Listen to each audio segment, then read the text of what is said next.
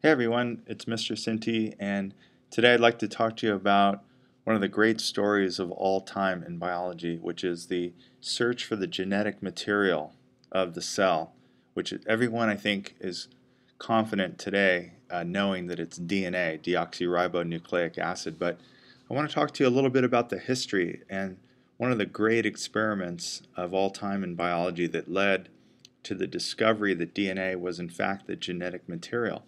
What's interesting is the word genetic simply means heredity, the study of heredity, how traits are passed down from one generation to next in organisms. And so what's interesting is we believe now very confidently that the genetic material is a chemical and it's DNA, as I was mentioning before. But many years before, like in the 1800s and even further back, uh, how was anyone to know that it was a chemical determining that? There might have been some supernatural forces at play in terms of what determined what you look like and how traits were passed down. It seemed kind of random, if you can imagine. And how would you ever know what molecule in the cell determined that? And so it's a fascinating story. And so I'm going to take this story up in the 1920s, 1928 in particular, and over in England, in London, there was a physician by the name of Dr. Frederick Griffith. And he wasn't particularly working with DNA, but he was working with bacteria. And his concern was that there was this bacteria called Streptococcus, that's the genus, pneumoniae, which is the species. And you might recognize the pneumoniae as being a bacteria that causes pneumonia, which is a very dangerous lung disease, and it's lethal in most cases. Without, at least back then, it was often lethal. And so he was trying to work with bacteria and trying to figure out how to destroy this bacteria in order to save lives. And so what's interesting about it, a little background on the bacteria. This is actually a photograph, a very powerful microscope. He didn't have this caliber of microscope when he was studying, but we do today. This is a scanning electron micrograph of the pneumococcus bacteria. It's sort of circular, and that's what the word coccus means, circular bacteria. And so what's interesting is, do you see how there's one strain that's considered to be R and the other strain considered to be S? These are two different types of the same bacteria. The R is harmless to organisms, mammals, and in particular he was working with mice. And there was an S strain that was lethal or pathogenic, so it was very deadly. So I just wanted to establish that. Let's take a close-up look if we can here. Let's see if I can enlarge this. And so he's working on bacteria, as I mentioned before, and he's working with Streptococcus. And this is a close-up again of the bacteria. You can see it here, it's circular. And what's this thing? This is a dish called a petri dish, and what's inside is a growing material, sort of like a gelatin material called agar. And you can grow bacteria on this agar dish. And so in his lab, he was growing bacteria. Now, see these little dots right here? These are called colonies. These are like sort of looking at a city from up above. There's millions of bacteria, not just one or two. So one of the things I want to point out, the difference between the R and the S, if I can sort of draw this. The R bacteria, let me just use this one for example. An R bacteria would look like this. Simply a bacteria, and it's called R because when you grow it on the dish, it sort of had a rough appearance. And the S bacteria, let me make this one S. See if I can highlight this. I'll use yellow and I'll use a big highlighter here like that. The S had this sugary coat on the outside of the bacteria like this. And so, what's the point of it? Well, this outside has a sugar coat, and the sugar coat gave the bacteria kind of, if you can see here, kind of a smooth or sort of shiny appearance when you grew it. And what I wanted to point out to you is the fact that this sugar coat or sugar capsule makes the bacteria very, very dangerous. And so if you get R bacteria in your lungs, it's not good, but your immune system will be able to fight it off, meaning your white blood cells will come along like this, and this is a picture of a white blood cell. And if you recall this conversation before, your white blood cell will reach out and it'll grab the R bacteria, pull it in, and then the lysosome will digest it and destroy it. But these sugar ones, or the S strain bacteria, were particularly dangerous. Let me show you here. Like, he was working with mice, and so in a syringe, hypodermic syringe, he would inject different strains of bacteria into the mouse. And so if you injected the S strain of bacteria, this is not so good for the mouse, because if you remember, the S strain has this sort of sugary coat on the outside of it like this. And so the sugary coat is considered to be like a trait, just like in humans, different hair color, different eye color, that sort of thing. So the S bacteria is dangerous because, if I can illustrate this, when a white blood cell, I'll go with yellow. When a white blood cell of the mouse comes through like this, white blood cell, and it tries to eat the S bacteria, it's almost as if the bacteria is sort of a wet water balloon. When you're picking up a wet water balloon, sometimes it's very slippery and it gets away from you. And so if it gets away and the white blood cells are not going to get it, what's going to happen is the bacteria, as bacteria does, it multiplies. In other words, the cells divide every 30 minutes, and it becomes rampant in the cell, in the circulatory system of the mouse, and eventually the mouse gets into the lungs, and eventually the mouse, sadly to say, dies of pneumonia. And this is the issue. Dr. Griffith is trying to solve this. He's trying to figure out how can he prevent pneumonia in mice and therefore prevent pneumonia in humans. So again, all of this is leading to the discovery of the genetic material in determining traits. So let's see where this is going. So here's a cute picture of the mouse. It's very sad, but mice are very good models because they're very similar to humans, and therefore we can learn a lot about disease from studying them, and then we could save human lives. So here's a picture of that pneumococcus bacteria right here, and so he's testing different strains of bacteria in the mouse. And what's interesting about this is, as I mentioned before, and let me just go over this again, the R bacteria, if this is R bacteria and you were to inject it into the mouse, after a few days the bacteria grows a little bit, the mouse becomes sick, but ultimately the white blood cells of the mouse fight off the bacteria and the mouse does not die. So R bacteria is not as dangerous as it turns out.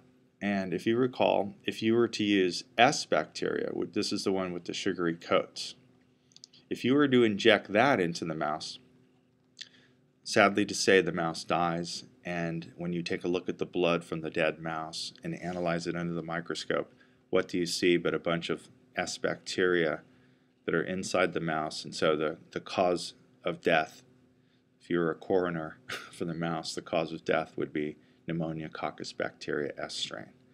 And so it's like, okay, where are we going with this? Well, Dr. Griffith took this S bacteria, and again, this is the one with the sugary coats on it. So this is the dangerous one. And before injecting it into the mouse, he decided to put this into a beaker like this where he's growing it. So let's say that this is a liquid. And so this is a broth that bacteria grow in. It's a nutrient broth, so they love this. Nice and warm, 37 degrees. But then what he does is he puts it under a hot plate like we have in the lab, or I'll just put a flame here, and he heats it. So it's heated to boiling, so 100 degrees, and he boils it and boils it and boils it and boils it. And so of course that kills, let me just use a different color to illustrate this. This kills all of the bacteria. And so you're like, okay, this is kind of obvious. So if you took dead S bacteria, dead S because you heat killed it, and you injected that into the mouse, what do you think what would happen to the mouse? I think you might be guessing correctly, which means the mouse doesn't die. It lives because the bacteria is, again, dead. And you're like, okay, where is this all going? Well, what Dr. Griffith did was something kind of curious. He took a mixture, and so let me just do that. He took a mixture of R bacteria. Now remember, R bacteria was not lethal, so this is harmless. And he mixed it in with some dead or heat-killed S. Let's just write that, heat-killed. And of course, we just looked at this. Obviously, dead bacteria do not cause sickness. And the R doesn't cause sickness as well. But are you ready for this? He puts the mixture of the living R and the dead S into a syringe, and he injects it into the mouse. And by an amazing surprise to Dr. Griffith, the mouse dies. And so this is peculiar. And so he says, okay, let's not freak out about this. And so he takes a look at the blood of the dead mouse, and he discovers in the blood a bunch of S bacteria. And so obviously the S is not coming back to life, if that's what you're thinking. But he was probably thinking, I don't know for sure, but he's probably thinking it's reasonable, logical to think that maybe he didn't heat kill the S sufficiently, and there was a few living ones, and that's what got into the syringe and caused the mouse to die. So he repeated the experiment. This time he really boiled it for a long time. Boiled it and boiled it and boiled it. And then he tested the dead S separately to make sure that, in fact, there were none escaping. And so he was confident the S were dead. But when he mixed the dead S again with the living R, the mouse continued to die. And this was really weird, because then he looked at the blood again and he saw living S bacteria. So this is what we would call a discrepant event, kind of a mystery, if you will. So here's a picture from a textbook on this. And so again, this is the S bacteria. It has this sugary capsule on it. It's inside the syringe, and as we talked about before, it's lethal to mice. This is a sad picture. And then the R bacteria over here is not lethal. It's not great, but it's not lethal to the mouse. It can fight it off. And then this is a cool picture. It shows the S bacteria that's sort of broken up, and because it's been heat killed. And so if I can illustrate that, this is sort of like, here's the circular bacteria. Do you remember what that looked like? So it's all busted open, and here's the sugary coat on the outside, like this. So this is the S bacteria, and it's been heat killed. So it's kind of the cell membrane and cell wall are fractured. And obviously, if the bacteria are dead, this is not going to cause the mouse to die. But this is the weird thing. If you took the heat killed S, number one, and mixed it with the living R, so that's what this is, a mixture of the R and the S. Both do not cause the mouse to die, but in fact, the mouse dies. Now, what is going on with this? When you look at the blood again, you see living S. So it's kind of a mystery. And so, you might be thinking, I'm not sure what you're thinking about this, but it's pretty clear that the S is not coming back to life. Okay? And it's also pretty clear, I hope it's pretty clear, that this isn't sort of like if you're walking down the street and you saw somebody on the corner that had got hit by a car, and this is a terrible analogy, but if you were walking by and you saw somebody dead on the street, you can't just steal their coat like this and become S. It doesn't work that way, because the bacteria have to make their own sugary coat in order to have it. You just can't commandeer someone's sugary coat. So the point being, somehow the R bacteria became S. Somehow they became S. How is that possible? And so this was a mystery back in the late 1920s. And so Dr. Griffith, we have copies of his journals. And so in his journals, he described his experiment very detailed. And the only thing he was able to say was somehow the dead S released some kind of foreign substance, some chemical, when it busted open. Let me sort of illustrate this. So here's the S, and it's all busted open like this, and here's the sugary coat, like this. Let me say the mystery substance. The mystery substance that we now know is DNA. The mystery substance somehow came out. So it's some kind of like recipe. And, and what happened was he wasn't sure how it was all going down, but somehow this substance got taken in to the R bacteria, became, if you will, can I use this word, assimilated. So in other words, this chemical diffused from the dead S. This is the dead S. Somehow a chemical, who knows what chemical it is, we now know it is DNA, but this chemical went inside, was assimilated, it was diffused into this R bacteria, and it gave the R bacteria the ability to make its own sugary coat, and therefore it became S. And so he called this phenomenon of becoming something, transforming into something else, transformation.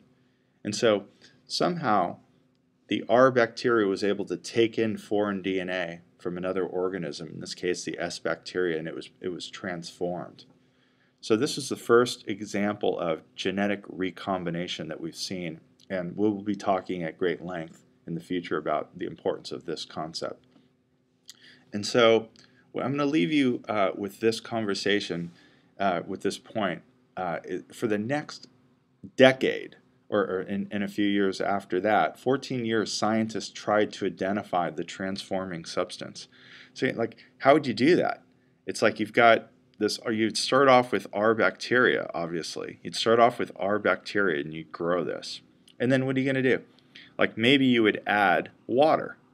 Let's make it simple, like a control. Maybe water turns bacteria from R to S, but in fact it doesn't. And so you'd grow this, you'd add water, and it doesn't. And then you're like, okay, let's take something else. Let's take some sugar. Let's add sugar into the R bacteria. Does sugar turn it into S? And the answer to that is no. Maybe it's salt. Maybe if we add some salt, and this is all extracted from the S bacteria, we'll add some salt. Does the salt do it? No. And then we're like, well, how about, let's see, how about some protein? Does protein extracted from the bacteria cause this to be transformed? No. How about some lipids? Maybe it's lipids. We'll add that, and again, the answer to this is no. And so, who's doing all of this? Well, in 1944, and you might recognize the date 1944, this was in the sort of the peak of World War II. And so a group of biologists led by this guy over here on the left called Avery, McCarty, and McLeod, were trying to determine which foreign substance was the transforming agent, which is the one that when you add to the R bacteria, it becomes S. And so they discovered it. They discovered it. It was huge. They discovered that the transforming molecule was DNA. Now, you might be saying to yourself, well, this is it. They discovered the genetic material. They discovered the secret of life. They know it's this chemical called deoxyribonucleic acid, or DNA. How come I don't know these three names? I have never heard of them before. And again, this was a different time. There was no internet, obviously. The communication wasn't really strong, even in the science community. And plus, you guys look, in 1944, the world is in the brink of a war. And so when a paper is published saying that the transforming substance in pneumococcus bacteria is deoxyribonucleic acid in bacteria, it's not getting a lot of attention.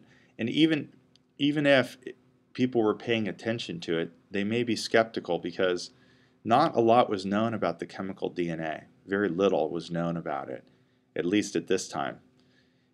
And another thing, it's like, well, bacteria are the furthest organisms away from humans in terms of their complexity. And even if DNA was significant and it was able to do something in bacteria, it may not relate to humans. And so there was a lot of skepticism. So this experiment remains sort of obscure, but it's rather important. And so another reason why biologists were skeptical about these bacteria is that, again, I mentioned this, that the genes of bacteria could be not very similar in composition to humans, and so it may be irrelevant, not to mention the fact that what was known about DNA is that it was a kind of simple molecule, and proteins were molecules in biology that had a lot of diversity, and a lot of the best biologists were studying proteins. And so it was believed by most biologists, and there was a little bit of a bias, that protein in some way was responsible for being the genetic inheriting chemical. And so DNA was sort of frowned upon, and so it sort of was left unknown. And so as it turns out, that protein seemed to be the choice for the genetic material, not DNA. But in fact, DNA is the genetic material. And so in our future discussions, we're going to talk about how there was another experiment that was connected that was defining DNA as the genetic material. There was no mistake. And then after that, the race was on to determine the structure, because whoever would be able to determine the structure of DNA would therefore figure out the secret of life. So I hope you enjoyed watching that, and let's see if we can close it up, and I'll see you next time, I think.